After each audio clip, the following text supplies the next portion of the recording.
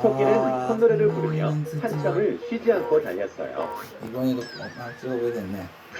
나 오늘 엄마 밥상이 고기 김치찌개 밥에 토끼가 뒤를 돌아보았지만 거북의 모습은 너무 보이지 않았죠. 네, 지금 이제 미스만 없는 걸로 될 게 아니라 청소 점수를 높여야지만 최종 결승전에서 우승을 차지할 수가 있는 상황이에요. 네, 실력을 발휘할 때가 됐습니다.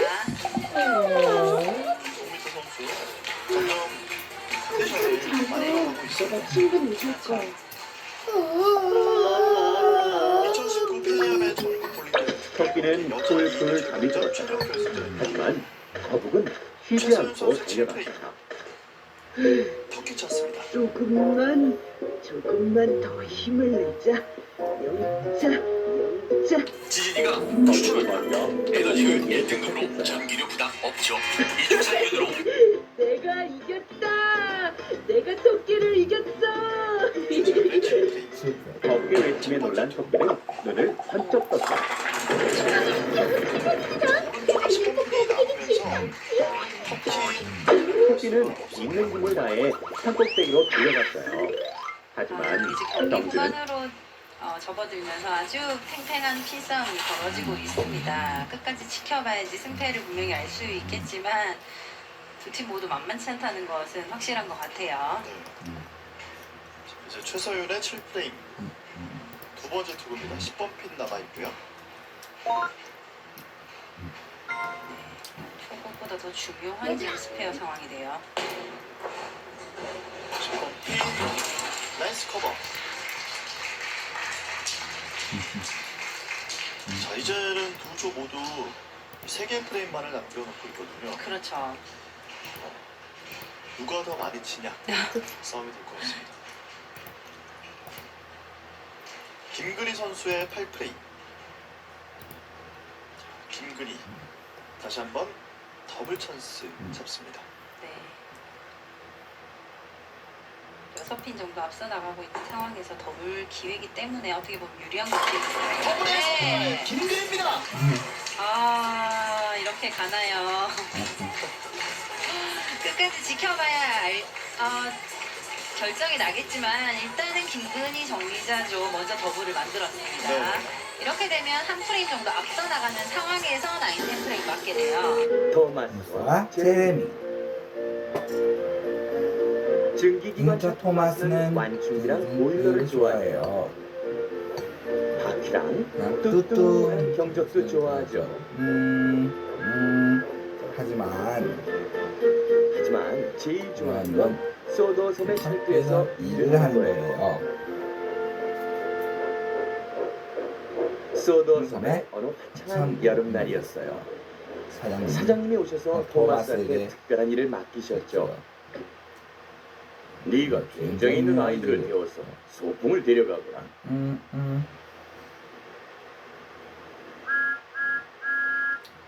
토마스는 뜻이 깊었어요. 그래서 곧장 출발했죠. 새 비행장은 기관차라면 모두가 가고 싶어하는 곳이었어요. 이윽고 비행장에 도착하자 토마스는 신났어요. 관제탑도 있고 거대한 경락고도 있고 빨간 하얀 불문이 한양대도 있었거든요. 최서윤 그때 하늘에서 큰 소리가 들렸어요. 그건 바로 제트기가 제트기가 들어오는 들어오는 소리였어요. 소리였어요.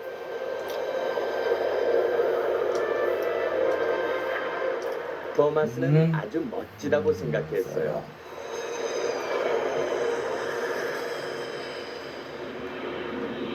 토마스는 경락고로 갔어요.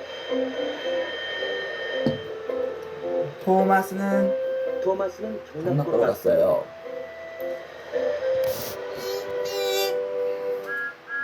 안녕? 나는 난 기관차 토마스라고 해. 안녕? 난 제트기 제레미야. 넌 넌 하늘을 날 수 있어서 정말 좋겠다. 그럼 그럼 원하는 곳은 어디든 갈 수 있지. 하늘을 나는 것만큼 신나는 것도 없을 거야. 토마스는 제레미가 허풍을 떤다고 생각했어요. 난 철길을 따라 여행하는 게 좋아. 농장이랑 마을도 지나가고 소도 섬의 멋진 풍경도 전부 볼 수 있어. 그건 그렇지만 하늘에선 소도 섬의 멋진 풍경이 한눈에 다 보여. 토마스는 기분이 상해버리고 상했어. 왔어요. 그때 승강장에서 기다리고 있는 아이들이 보였죠. 토마스는 아이들을 태우려고 곧장 달려갔어요. 다신 제트기하고 얘기 안 할 거야. 제트기하고는 다신 얘기 안 할 거야. 토마스는 소풍을 떠났어요.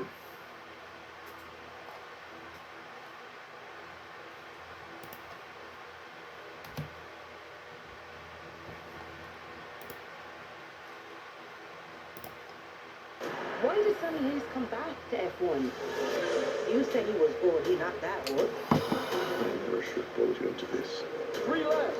3 laps is a lifetime.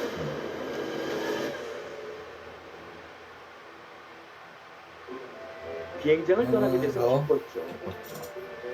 하지만 철길을 굽이 돌자 신호에 걸려 멈춰야 했어요.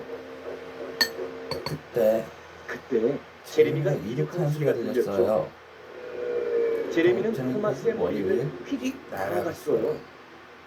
이건 불공평해. 제트기는 신호를 안 기다려도 되잖아.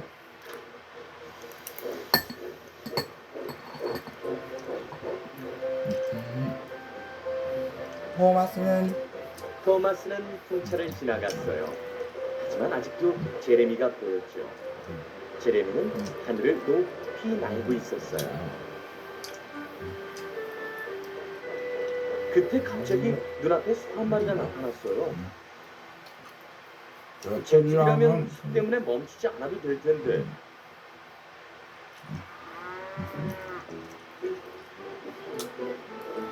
토마스는 소풍 장소에 도착했어요. 돗자리를 펴고 모두 즐거운 시간을 보냈죠.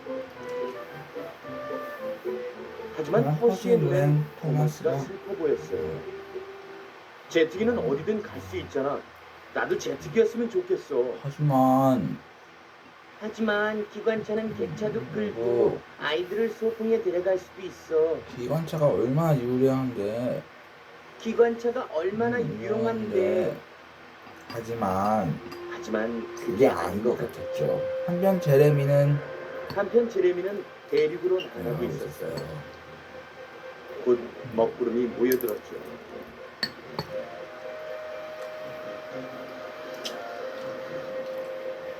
그래서 제레미는 비행장으로 되돌아와야 했어요.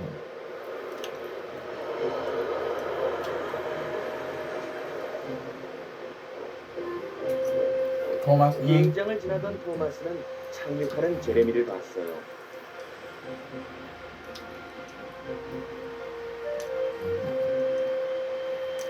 토마스는 말하고 싶지 않았지만 제레미가 말을 걸었죠. 토마스, 여름 폭풍이 몰려오고 있어. 아이들의 소풍을 다 망칠 거야. 이거 큰일 났네. 이런 큰일 났네. 사장님께 말씀드려야겠다. 토마스는 서둘러 소풍 장소에 도착했어요. 토마스는 때맞춰 소풍 장소에 도착했어요. 서두르세요. 서둘러요. 거대한 폭풍이 몰려온대요. 여길 다 휩쓸고 갈 거예요. 그러자 모두 서둘러서 짐을 챙겼어요. 그리고는 객차에 올라탔죠. 소풍이 끝나버리자 아이들은 슬퍼했어요. 그때 토마스에게 좋은 생각이 떠올랐어요. 이번엔 토마스가 말을 걸었어요. 토마스는 비행장으로 급히 되돌아왔어요. 이번엔 토마스가 말을 걸었죠. 아이들이 네 경락고로 소풍을 오면 안 될까? 대구 말고 그거 아주 좋은 생각이다. 토마스는 뛸 듯이 기뻤어요. 이윽고 아이들 모두 즐거운 시간을 보내게 됐죠. 사장님도 마찬가지고요. 토마스랑 제레미 둘 다 수고 많았다. 너희 둘이서 소풍을 구했구나. 둘 다 정말 쓸모가 있어. 제레미는 제레미는 롯데 위해서 기뻤어요. 기뻤어요. 토마스는 자기가 자신이 증기기관차인 게 게 새삼 소란스럽답니다.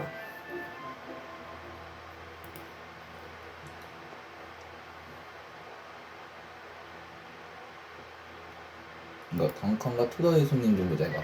밀고 밀어도 피부는 쓰리고 깔끔함은 아쉽다. 이제 시리즈 9 프로 플러스 한 번에 4단계 멀티커트니 마이너스 0.01mm까지 피부는 편안하게 저녁까지 깔끔하게 브라운. 덩컨과 투더의 손님. 던컨과 투덜이 손님. 턱계열차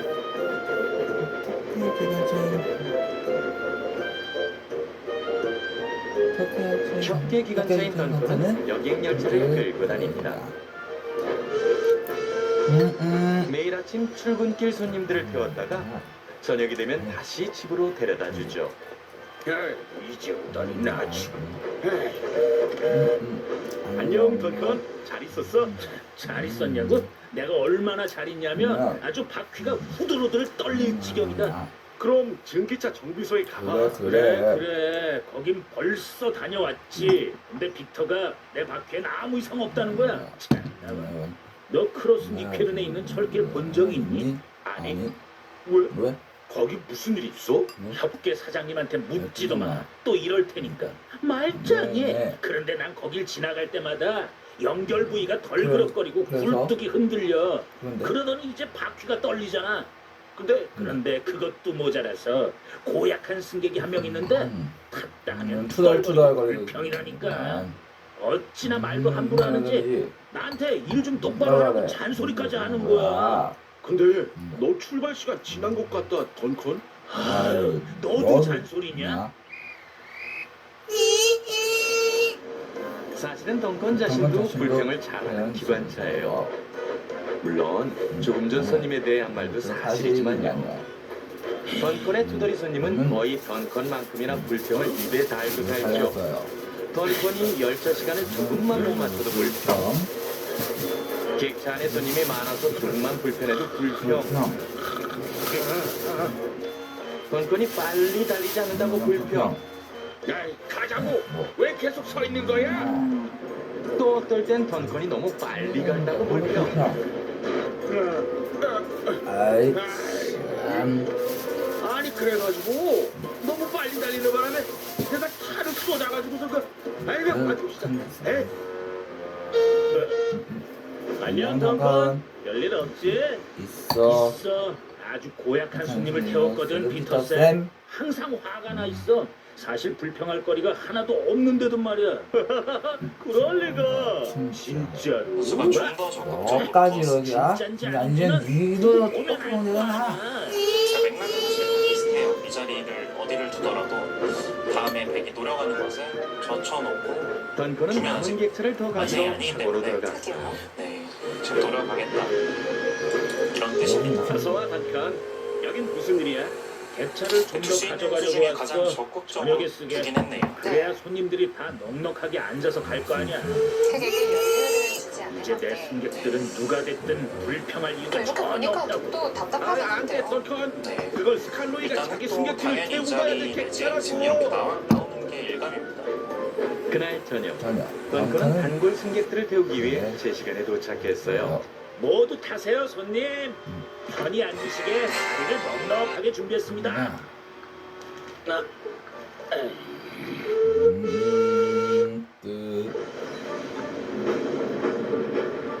하지만 객차가 없는 스칼로이는 승객들을 태울 수 없었죠. 던컨! 내 객차를 끌고 어디 가는 거야? 이리 돌아와! 뭐야? 앞차가 끌고 어디 타라고? 어떻게 된 거야? 기차 안타는 얘기야? 바삐 달리던 던컨은 철길 위에서 공사 중인 일꾼들을 발견했어요. 아, 안 돼. 경고 깃발이잖아.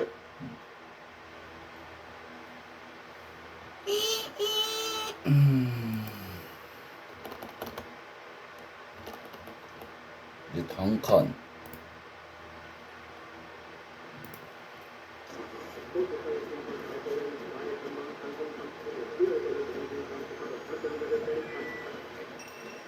또 조가역 신선 감독인 무과의 전방 상금 감사로 1월 탐스 파인애플, 또 조가역 신선 탐스 오렌지, 과일 전망 상큼 탐스 포도. 낙찰! 속도를 늦추면 그 투덜이 손님이 끌고 구독자 여러분 안녕하십니까? 올림픽 여러분 안녕하십니까? MBC 스포츠국에서 오늘은 스포츠에서 해리하면 전국 볼링대회 특별 경기 초등부 신영대기 이종영이 준비했습니다. 좋은 말씀에 김경희 해설위원입니다. 안녕하십니까? 네, 안녕하세요. 자, 오늘 경기 소개 부탁드립니다. 승객들도 네, 모두 오늘은 얼마 전 복잡해했어요. 열렸던 제1 물론 단 한 사람만 빼고요. 그러면요.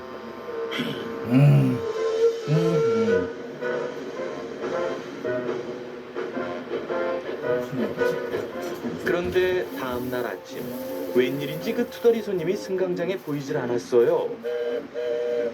안녕 던컨. 출발 시간 되지 않았니? 맞아. 근데 이 기차를 놓치면 나중에 엄청나게 투덜거릴 승객이 한 명 있어서 힘들어. 잠깐만요. 알람 소리를 못 듣고 늦잠을 자버린 투덜이 손님이 황급히 뛰어오고 있었죠. 그래서 던컨은 승강장에서 기다렸어요. 심지어 차장이 출발 휘슬을 울린 후까지도요. 그래? 적어도 오늘 아침만큼은 불평할 게 있어도 말을 못하겠군. 하지만 다른 승객들이 모두 불평을 했죠. 이제 자기들이 늦게 생겼거든요. 그리고 역장님 역시 화가 났어요. 빨리 좀 가, 던컨. 길을 비키라고. 너 때문에 나까지 늦게 생겼어. 우리 승객들이 그런 거 좋아하지 않는다고. 모두가 불평을 하고 있었어요. 나 이제 마음에 들었다니까. 그렇지. 이게 기차야. 매일 뻔하다니까. 의자라고. 시간은 매일 놓고. 에이, 나 이래.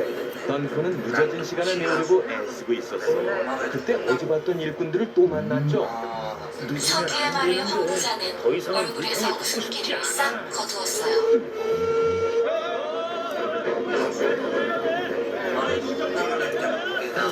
오늘은 제대로 되는 게 하나도 없네.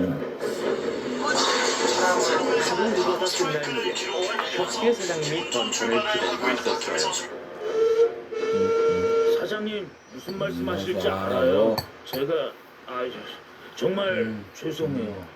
잘못을 안다니 다행이고. 근데 왜 스칼로의 객차를 끌고 가고 공사 구간에서 속도를 내고 차장의 출발 신호를 무시한 거니? 그건 바로 저 투덜이 손님 때문이었어요. 전 불평하는 소리 듣기 싫었거든요. 던컨, 저 손님은 나도 아주 잘 알아. 항상 투덜거리지. 그리고 어떻게든 불평할 거리를 찾아내고 말이야. 하지만 오늘 넌 우릴 모두 불평하게 만들었어. 맞아요.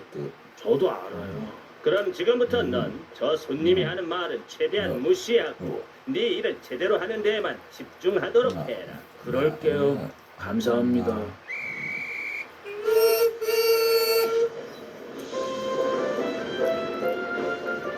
그날 저녁 던컨이 철로에서 일하는 일꾼들을 마주쳤을 땐 곧바로 속도를 늦추며 갔지요. 고맙다 던컨. 네, 천천히 가니까 좋네. 뭐 하는 거야? 얼른 가라고. 나 차 마실 시간이 늦겠어.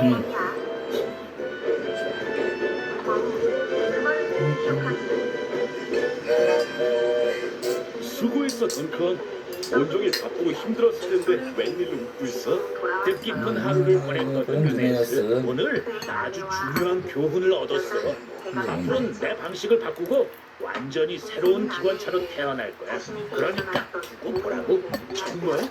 그럼 앞으로 절대 투덜거리지 않겠다는 거야? 아니, 앞으로는 저 투덜이 손님이 하는 말에 일일이 신경 쓰지 않고 훌륭한 기관차가 되는 일에만 집중하겠다는 뜻이야. 잘 생각했어, 던컨. 정말로. 아유, 알았어요. 알았어. 간다고요. 불평 좀 그만하시지. 그러면서 맨날 나더러 불평한다. 또 바퀴가 덜덜 떨리네. 내 이럴 줄 알았다니까. 왜 사람들은 나더러 불평쟁이라는 거야? 난 생전 불평이라고 해본 적이 내가 없어. 투덜대? 내가 투덜대? 천만에 투덜대기. 동생과 가족들이 갯벌로 다른 국적과 음식도 만들어 먹고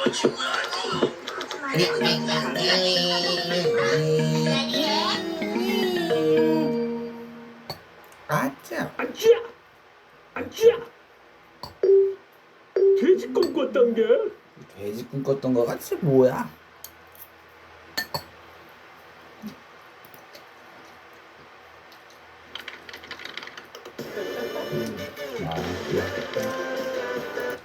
찐이가 협회 만들면 처음에 뭘 해야 되니? 작별 인사나 해. 안녕! 멍청이들.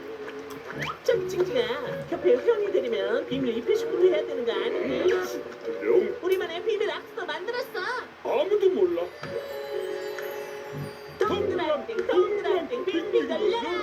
맛있는 동그랑땡 만들어줘. 하지마. 그게 대체 무슨 비밀 악수야? 그건 누구나 다 아는 거잖아. 우리가 하는 건 완전 달라. 뭐야? 우린 새끼손가락을 살짝 구부린 척을 하거든. 징징이는 우리 협회에 가입할 마음이 전혀 없는 것 같은데. 아니야, 마음은 있어. 우리 한 번 더 얘기해보자. 이번엔 또 뭐야? 나갑니다. 무슨 일로? 뭐야? 이것도 스폰지밥이 장난치는 거 아니야? 빨리 가자.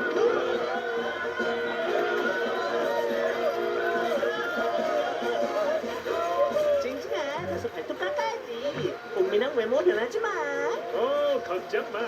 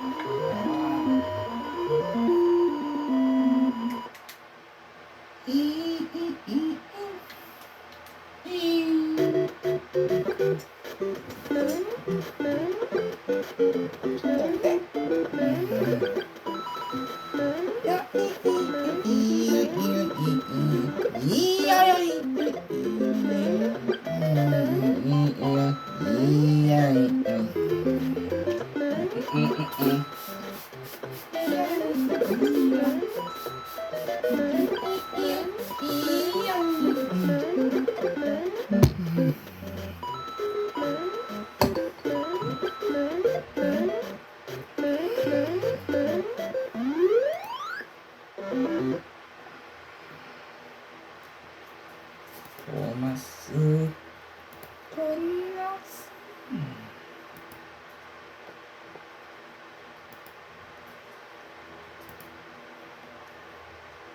이제 걱정할 거 하나도 없어.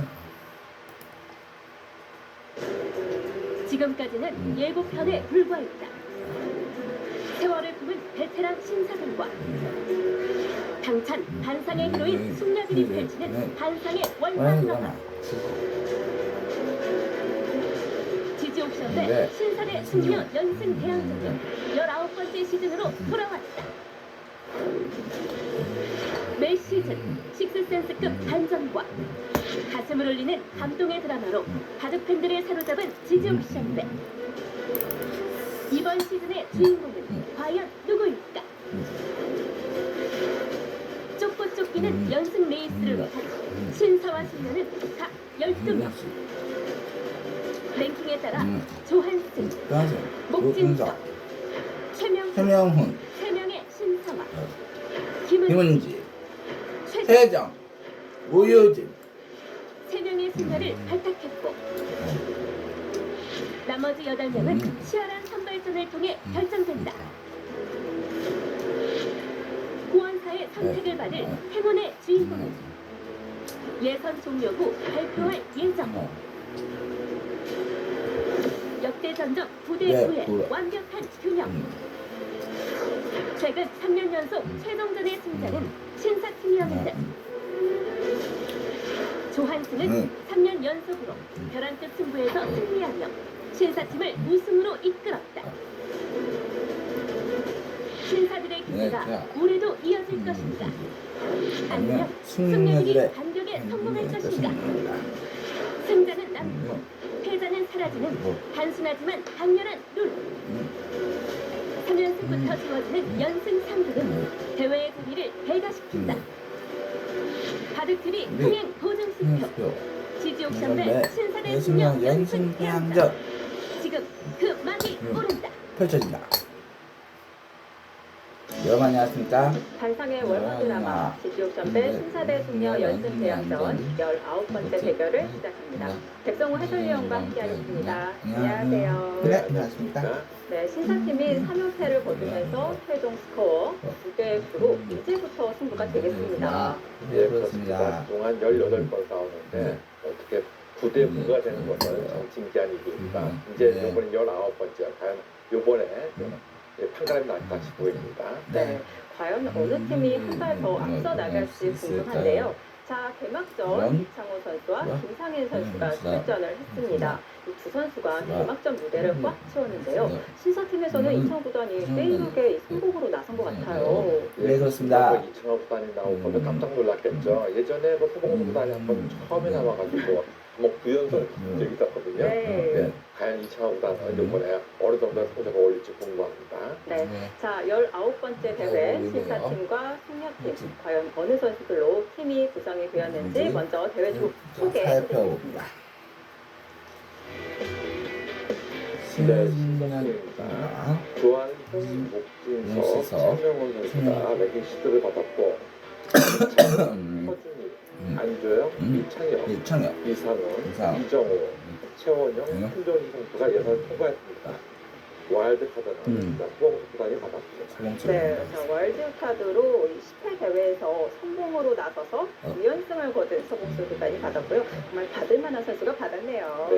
네, 숙녀팀 소개해드리겠습니다. 랭킹 시드 1위부터 3위까지 선수 김은지, 최정, 우유진 선수가 받았고요. 와일드카드로는 김채영 선수가 받았습니다. 김채영 선수도 16회 대회와 17회 대회에서 5연승이라는 기록을 가지고 있는 선수이고요. 자, 김상인, 강다정, 김주아, 박혜인, 배겨정, 이나경, 이정은, 정유진 선수는 치열한 예선전을 뚫고 본선에 진출을 했습니다.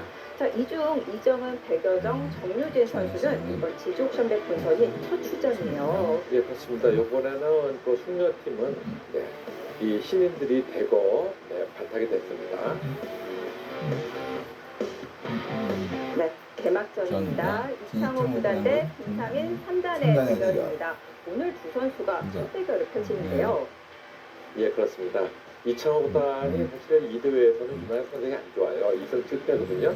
그래서 아마 이번에 처음에 한번 나가보는 것이 어떻겠느냐 해서 또 흔쾌히 수락을 한 것 같이 보입니다. 네. 김상현 선수 이번에 뭐 첫 대결이지만 뭐 본선 성적은 지금 두 번째 한번 졌거든요.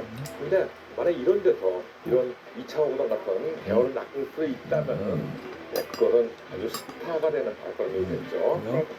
지난 대회에 김상현 선수 출전을 해서 이 양권 선수에게 패한 바 있었는데요. 두 번째 본선 진출입니다. 네, 오늘 이창호 구단 대 김상현 3단의 대결. 이 두 선수 오늘 첫 대결을 펼치는데요.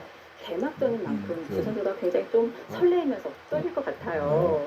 예, 하지만 뭐 2차 구단 같은 경우는 뭐 살뜰 받기만 해도 120기 이상을 하였는데 떨리지는 않을 것입니다. 근데 약간 좀 어색하겠죠. 처음에 나온 적은 없었기 때문에. 하지만 이번에 한번 좀 잘 좀 해가지고 그동안 지지옥순의 성적이 안 좋았던 것을 좀 많이 하고 싶은 마음이 있을 것입니다. 자, 이창호 선수 대 김상현 선수의 대결. 과연 기분 좋게 개막전에서 승리를 가져갈 선수는 누가 될까요? 지금 배국장에서 만나보시죠.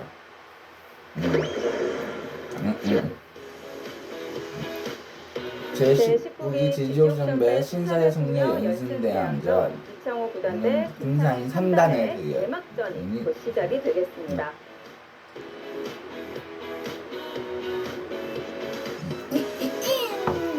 과연 어느 선수가 기분 좋은 스타트를 끊을 수 있을까요? 이창호 구단 75년생의 기자이고요. 88위에 자리에 있습니다. 최근 10경기 7승 3패를 기록하고 있고 최근에 제주배 9연승을 차지를 했습니다. 네, 요즘 차고 컨디션이 괜찮을 겁니다 아마. 김상현 3단입니다. 네, 숙녀팀의 선봉 김상현 3단입니다. 2002년생의 기자이고요. 2018년에 입단에 성공을 했습니다. 현재 여자 랭킹은 31위에 자리에 있습니다. 네, 최근 10경기에서 5승 5패. 좋은 성적은 아니지만 한참 자라나는 선수이기 때문에 또 이런 데서 한번 해주면 기대가 탑입니다. 네, 생각 시간 각자 20분, 추가 시간 30초가 주어지는 시간 누적 방식으로 진행이 되겠습니다.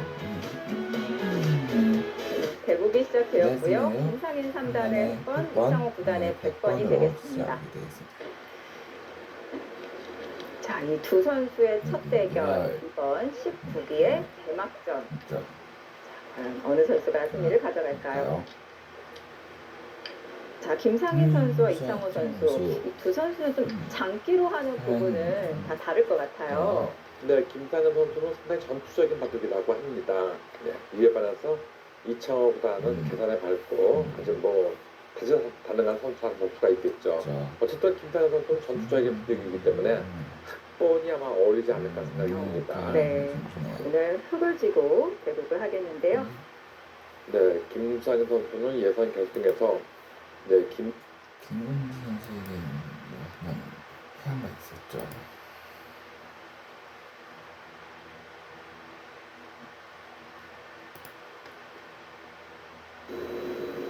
선아는 오늘도 간편도 없이 대화도 없이 침묵 속에서 혼자 라면을 먹습니다.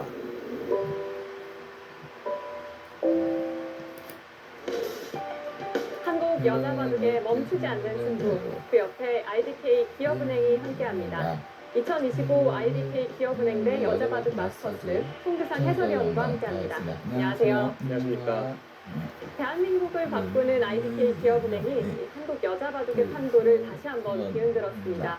올해 이 상금 규모를 대폭 증액하면서 선수들의 이 승부욕에 불씨를 제대로 지폈습니다. 네, 그렇습니다. 이거 저였어도 굉장한 동기부여가 될 것 같은데 선수들 이제 몇몇을 보면은 또 이 16강에서 탈락한 모 기사는 굉장히 좀 많이 아파하는 모습을 자주 봤거든요.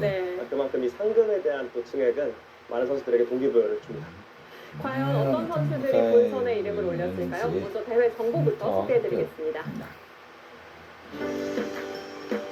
2025 IDK 기업은행 대 여자 바둑 마스터즈입니다. 본선은 16강 토너먼트로 진행되고요. 결승은 3판 2선승제로 진행됩니다. 네, 작년 시즌이었죠. 2024 IDK 기업은행 대회에서는 김채영 선수가 이제 오유진 선수를 꺾고 우승을 차지했고요. 그렇게 해서 두 선수가 시대를 받았고 이번 국가대표 상병 시대에서는 김민성 선수가 구원사 시대에서는 최정구단이 받았습니다. 대국은 시간 누적 방식으로 진행됩니다. 각자 40분의 추가 시간 20초가 주어지고요. 상금이 올해 아주 대폭 상향이 됐죠. 네, 우승 상금이 무려 5천만 원입니다. 우승 상금 2천만 원이 올랐고요. 준우승 상금 2천만 원으로 800만 원이 더 진행됐습니다. 자, 이어서 대진표 살펴보겠습니다. 16강 선수들 역시 쟁쟁한 선수들로 채워졌는데요. 이 아래 보이는 S 표시는 시드를 받은 선수들이라고 보시면 되겠습니다. 보시면 아시겠지만 시드를 받은 선수들이 벌써 탈락을 맛본 선수들이 많습니다. 네, 이번 IBK 기업은행배에서는 좀 이변이 많이 나오고 있어요. 일단은 전기 준우승자였던 오준 선수가 오정호 선수에게 패해서 탈락을 했고요.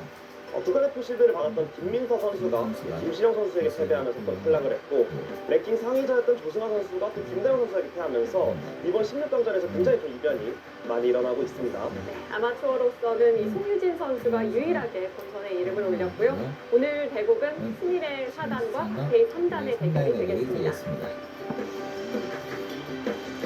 2021년 판단된 여자 바둑 마스터스 최정 선수의 우승을 시작으로 다채로운 우승자들이 많았습니다. 네, 무엇보다도 2022년에 또 정유진 선수가 또 깜짝 우승을 하면서 많은 팬분들에게 또 주목을 받았죠. 네. 그만큼 좀 이변도 많이 나오는 그런 대회라고 보시면 될 것 같고요. 작년 시즌에서는 또 김채영 선수가 오유진 선수를 꺾고 우승을 차지한 바 있습니다. 네, 그리고 오늘 대국을 펼치는 박태희 선수는 2022년 준우승을 차지한 바 있습니다. 오늘 대결을 펼치는 승일의 4단과 박태희 3단입니다. 아무래도 이 나이 차가 많이 나는 만큼 입단 시기에도 좀 차이가 있었고요. 아직까지 많은 대국을 치르지는 않았습니다. 네, 그래도 두 선수는 일단 상대전적 1승 1패로 두 판 모두 여자 바둑 리그에서 진행됐는데 한 판씩 주고받은 만큼 박태희 3단도 굉장히 자신감이 있을 것 같아요. 그리고 무엇보다도 이 최근 10경기에서 이 박태희 선수 6연승 중이거든요. 최근에 기세가 굉장히 좋은데 이 기세를 과연 오늘까지 이어갈 수 있을지 관심이 모아집니다. 지난 4월 17일 예선에 앞서서 아마 선발전이 있었습니다. 프로와 대국을 할 수 있는 기회인 만큼 많은 아마추어 선수들이 참가를 했는데요. 저도 사실 아마추어 때 이런 시합 하나가 굉장히 소중하게 생각했던 그런 기억이 있습니다. 이번에 지지옥 시험에 나왔던 선수들의 얼굴도 좀 보이고요. 네, 남부생 또 상위권에 위치해 있는 선수들의 얼굴도 눈에 띄니다. 그 중에서도 특히 송유진 선수가 네. 이번에 또 16강에 또 올랐잖아요. 이 선수의 활약을 보는 재미도 이번 IBK 기업은행의 또 쏠쏠한 재미가 아닐까 싶어요. 이어서 지난 5월 7일부터 9일까지는 예선전이 있었습니다. 자, 아무래도 이 상금 규모가 대폭 진행이 된 만큼 선수들 아마 눈에 불을 켜고 임했을 것 같아요. 방금 선수 누구 봤나요? 살벌합니다. 네, 김은지 선수의 모습도 보이고요. 아마추어로서 이름을 올렸던 송유진 선수는 김경훈, 최민서 선수를 꺾고 본선까지 진출했습니다. 지금 이거 화면에 잡히는 김신영 선수 그리고 지금 여기 김다영 선수까지 다 8강에 진출했고요. 이 선수들 모두 느끼는 푸는 눈빛이 굉장히 강렬합니다. 네, 이번에는 또 허서연 선수를 선수도 비롯해서 아마추어 허서연 선수도 있었는데요. 자, 이 선수들 이번 시즌 만나보실 수 있겠습니다. 그럼 저희는 잠시 후 돌아오겠습니다.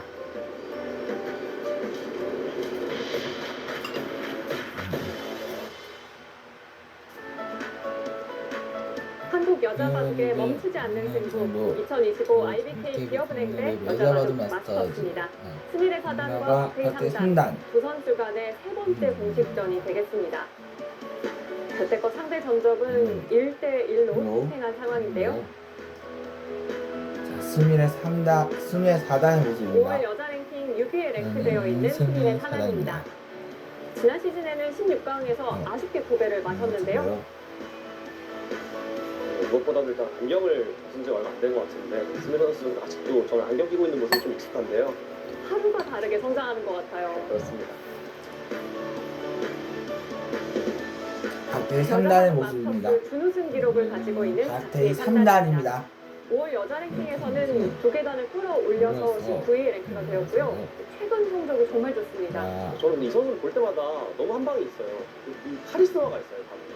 굉장히 또 파워풀하게 드는 스타일이기 때문에 이 선수의 바둑은 항상 좀 재밌게 볼 수 있습니다. 박태희 박태희 선수와 스미레 선수 모두 이 전투적인 성향을 띠는 선수들인 만큼 오늘 치열한 한판 기대해보고 싶습니다.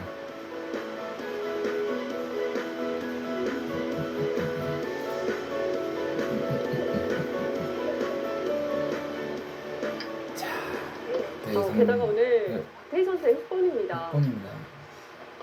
박태희 선수는 흑번과 백번 좀 꽤 다른 느낌을 주는 선수라고 생각하거든요. 흑을 좋아할 것 같아요. 네, 아무래도 흑이 좀 주도권을 가져오기 좋고 먼저 두니까 일단 아무래도 좀 싸울 때 유리하죠. 스미레 선수도 사실 흑번을 좀 더 선호하는 느낌이 있어요. 특히나 스미레 선수는 항상 좀 양화점으로 시작을 하면서 바둑을 좀 이끌어가는 경우가 많은데요.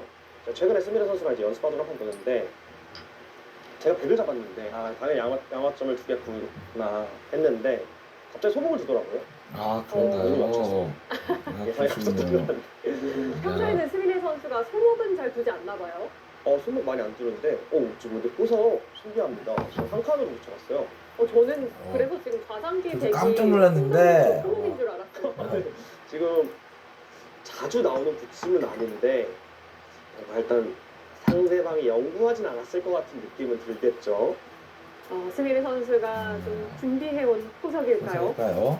자, 최근에 박태희 3단의 기세가 무서운 만큼 스미레 4단도 박태희 선수를 상대할 때 어떤 포석으로 대응해야 할까 좀 이런 고민 많이 했을 것 같아요. 아무래도 일단은 진 경험도 있기도 하고 이 선수가 워낙 또 전투에 강하다는 것은 이제 스미레 선수가 대구를 하면서 몸소 느꼈을 것 같거든요. 그렇기 때문에 판을 좀 유연하게 짜는 것을 좀 생각을 해왔을 것 같습니다. 제가 느꼈을 때 스미레 선수가 물론 전투에도 굉장히 강점이 있지만 제가 이런 말씀 드려도 될지 모르겠어요. 제가 원래 남의 바둑을 인정을 잘 안 합니다. 좀 뜬금없죠. 그러니까 어떤 말이냐면 저는 이제 스미레 선수는 근데 확실히 나보다 재능이 좋다. 약간 이런 말씀 드리고 싶었어요. 스미레 선수는 확실히 재능이 좋아서 좀 유연하게 두는 바둑을 저는 굉장히 잘 둔다라고 생각을 했거든요. 스미레 선수가 전투도 강하지만 쉽게도 잘 둔다. 이런 말씀 드리고 싶었습니다. 네. 자, 오늘 이 IBK 기업은행 대 여자바둑 마스터즈 또 많은 바둑 팬분들께서 함께해주고 계신데요. 김용균님께서 태희 누나 할 수 있다. 가자. 당연히 할 수 있죠. 네. 그럼요. 네. 박태희 선수가 앞서 이야기해주신 것처럼 한 방에 있는 선수이기 때문에 박태희 선수의 이 펀치를 맞게 되면 누구든 휘청일 수 있습니다. 네, 바둑 팬분들이라면 박태희 선수를 또 아시는 팬분들이라면 다 아시겠지만 이 선수는 진짜 잘 뚫는 돌이 붙었을 때 누구랑도 특별하게 밀린다는 느낌이 안 와요. 장단장이 굉장히 뚜렷한 기사라고 볼 수 있죠. 반면에 약간 좀 유연하게 조금 끝내기로 가는 바둑이라면 조금의 약점이 있을 수 있는데 돌이 붙었을 때는 정말 이 선수 굉장한 힘을 갖고 있습니다. 그렇습니다. 자, 스미레 선수는 자신의 이야기는 끝내기가 좀 약한 것 같다라는 인터뷰를 좀 다수 한 적이 있거든요. 그 부분에 대해서 생각하나요? 일단은 제가 느꼈을 때는 신선수가 끝내기 약하다고 저는 느꼈어요. 대전 그리고 박태희랑 경기 있고 제가 느꼈을 때는 박태희 선수한테 반대로 살짝 돌이 탔을 때 오히려 시선하고 생각하는데 홀리님께서는 인생의 가장 자세히 족구칩니다. 이렇게 이야기를 해주실 만큼 낯선 선수이긴 합니다. 저도 굳이 이렇게 화점을 상칸으로 붙이는 분석은 많이 있었거든요. 흑이 이제 붙이는 건 방법인데 100번을 분석은 거의 처음인 것 같아요. 저는 이런 항사를 많이 하는데 좀 평상시에 많이 안 나오는 수법들인데 이런 수법들이 좀 간단하게 전투를 피해가고 싶다 약간 이런 뜻으로도 해석할 수 있을 것 같거든요. 일단은 바둑이 처음 시작했을 때 자기 조금이라도 그래프가 유리한데 사실 이상하게나마 지금 어쨌든 역전을 당했잖아요. 이 뜻은 포석에서는 좀 크게 힘을 주진 않겠다. 약간 좀 유연하게 바둑을 이끌어가겠다 이런 뜻으로 보여집니다. 스미레 사단도 당연히 인공재 등을 통한 공부를 많이 할 텐데요. 이것이 무엇인가? 장에 내다볼 물건들이야. 오라 그래. 유리는 버리고 유리는 팔고 플라스틱은 버리고 안돼, 안녕. 당신이 싫어하실 거야. 그러니 좀 저리 가.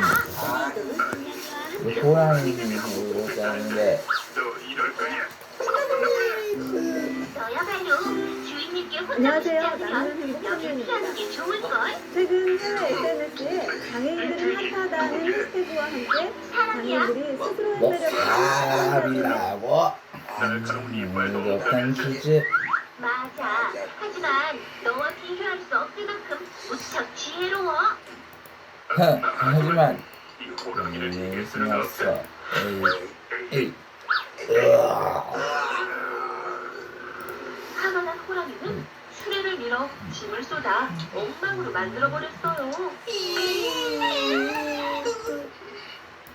하지만 여전히 분이 풀리지 않은 호랑이는 씩씩 그래 또 어디 휴이 유두부두부두 그래 유두부두부두 따부두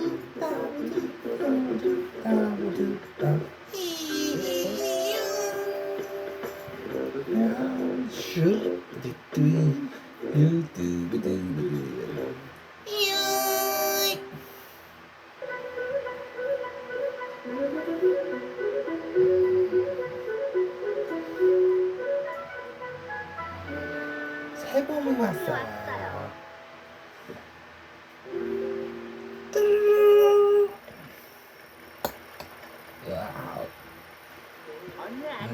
장인용이 딸랑 올리고 있는데 우리 드래곤은 계속해서 둥글둥글둥글둥글 아침에 악추 그래도요. 지난 며칠 동안은 비도 많이 오고 날씨가 쌀쌀했거든요. 와우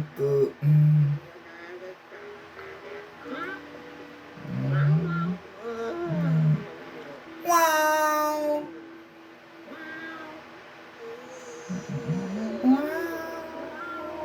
어머나, 이 빛 좀 보세요. 오늘 같은 날은 드디어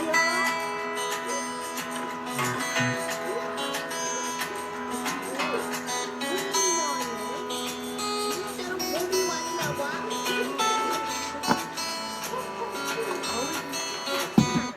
따뜻한 봄이 되면요. 밖에 나가서 마음껏 뛰어놀 수 있어서 더 좋은 것 같아요. 그죠?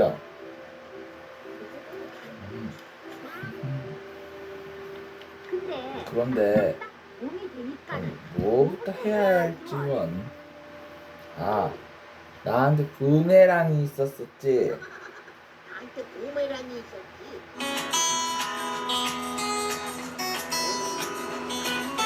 연날리기도 좋아했어. 이미 끝난 뒤였죠. 어때, 토끼야? 내가 너보다 느리기는 해도 경주에서는 내가 이겼지?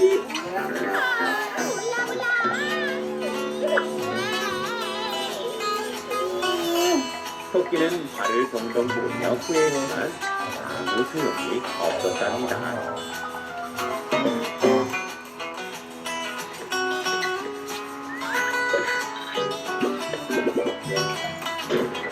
Subscribe me. 호랑이에게 주문이가 생기는 이유.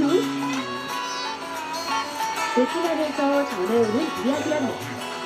아주 오래전에는 호랑이의 모습이 지금과 달랐어요. 줄무늬는 없이 노란색 컬러가 덮여있었거든요. 깊은 산속에 살던 호랑이는 어느 날 생각했어요. 배는 고픈데 사냥은 귀찮고 이걸 어쩌지?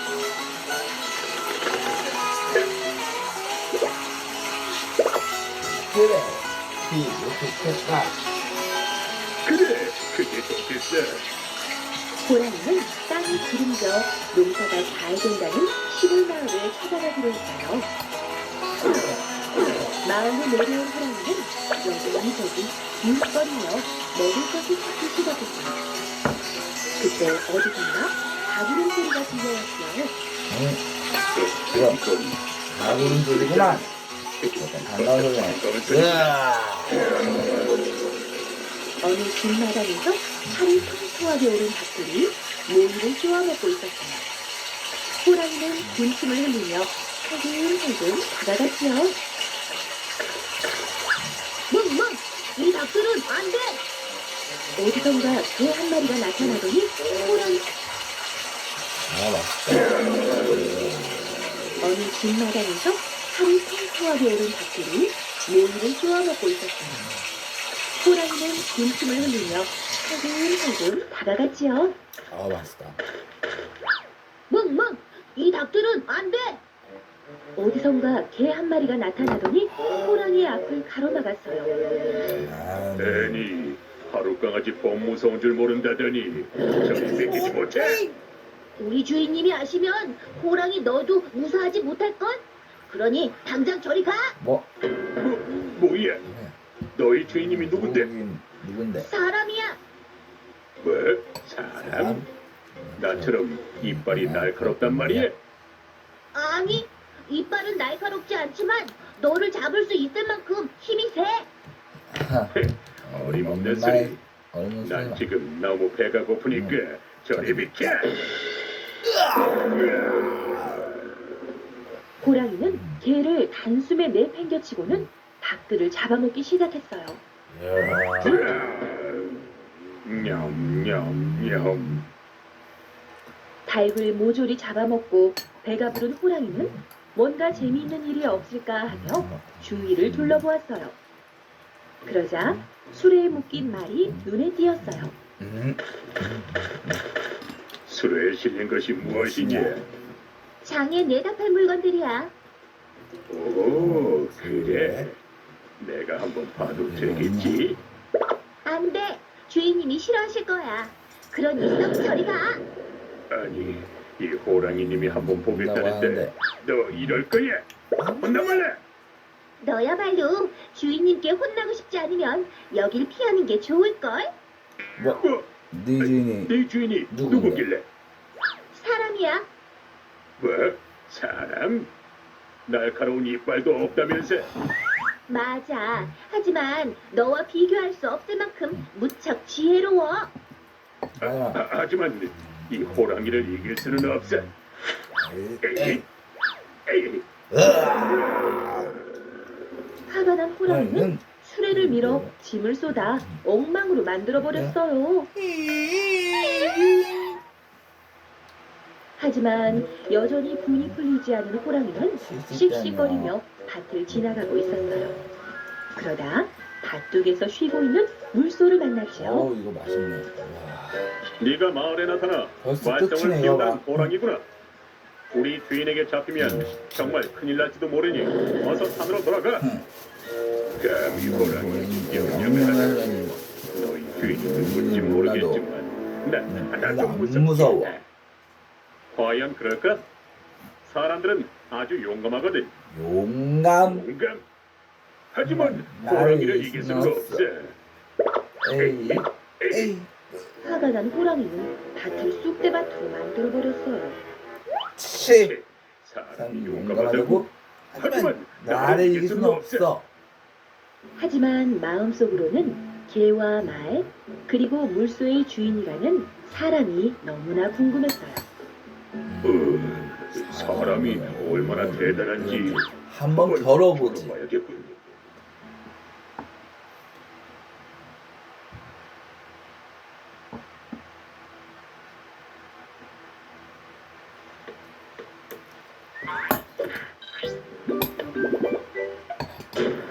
Subscribe me. 호랑이에게 줄무늬가 생기게 된 이유. 마을 여기저기를 돌아다니던 호랑이는 해질 무렵이 되어서야 산속으로 돌아갔어요. 그리고 사냥이 귀찮아질 때면 다시 내려와 마을을 엉망으로 만들곤 했죠. 덕분에 이거 봐. 한 그릇 뚝딱이네 뭐. 위에 산에 오른 소년이 잠깐 쉬고 있을 때였어요. 아, 잠시 쉬어야겠다. 숲을 사이로 무언가 번뜩이더니 무시무시한 호랑이가 나타났어요. 호랑이다. 겁도 없이 이런 깊은 산속까지 들어오다니 넌 누구냐? 소녀는 무서워 손발이 떨려왔지만 애써 감추며 말했어요.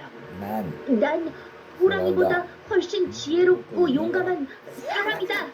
뭐? 네가 바로 말로만 듣던 사람이구나. 그래, 좋아. 좋다. 누가 이길지 나와 승부를 겨뤄보지. 당황한 소녀는 침착하게 위기를 빠져나갈 궁리를 했어요. 그러자 나무를 하느라 벗어둔 옷이 눈에 들어왔죠. 옳지. 그래, 좋아. 한번 겨뤄보자. 하지만 옷이 있어야 하는데 이걸 어쩌지? 옷? 정정당당한 승부를 위해서는 내 옷이 필요한데 집에 두고 와서 말이야. 설마 도망가는 건 아니고? 어허! 지혜롭고 용감한 사람을 뭘로 보고? 그래, 좋아. 좋아. 그럼 집에 가서 가져와. 가져와봐. 아이 참, 그건 곤란한데 내가 집에 간 사이 호랑이 내가 도망치면 어떡하냐? 무엇이? 도망? 이 호랑이님을 뭘로 보고? 정말이지? 그래. 그럼 여기서 꼼짝 않고 기다릴 테니 어서 다녀오기나 해. 하지만 소년이 믿을 수 없다.